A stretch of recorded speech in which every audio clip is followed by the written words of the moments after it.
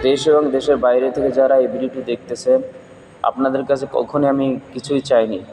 আজকে শুধু একটি জিনিস চাও ভাই, আপনাদের পায়ে হাত ধুই বলি ভাই, এই ভিডিওটি একটু শেয়ার করেন ভাই, এই ভিডিওটি শেয়ার করেন।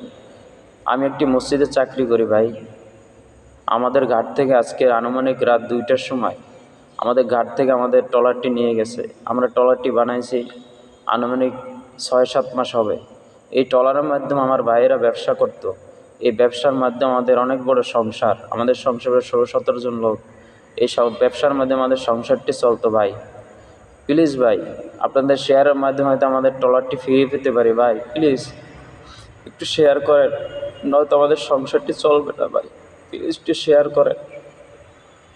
আর যারা আমাদের এই ট্রলারটি নিয়েছেন ভাই, আপনাদের পায়ে হাত দিয়ে বলি আমাদের ট্রলারটি ফিরিয়ে দিন। আপনাদের মামলা মোকদ্দমা কিছুই করবো না ভাই। আমি মসজিদে চাকরি করি, এই মসজিদে বসে কথা বলতেছি। যারাই দিছে আমি আপনাদের প্রাণ খুলে দোয়া করব, আর কিছুই করার নেই। প্রাণ খুলে দোয়া করবো ভাই, আপনাদের মামলা মোকদ্দমা কিছু করবো। অনেক কষ্টের পর আমার ভাইয়ের এই ট্রলারটি বানাইছে।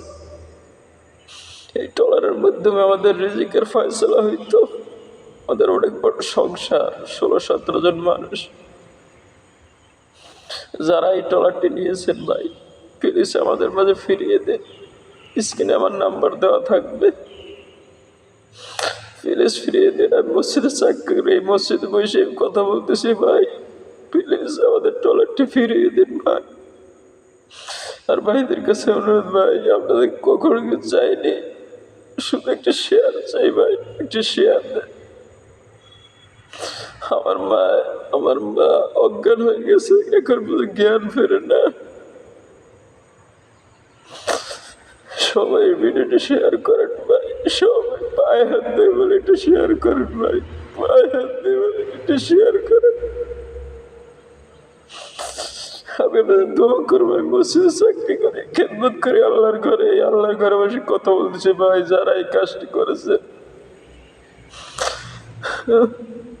যেভাবে হোক আমাদের ট্রলারটি আমাদের ফিরিয়ে দেন। আমি কথা দিলে আমার কিছুই করবো না, আপনাদের দোয়া করবো।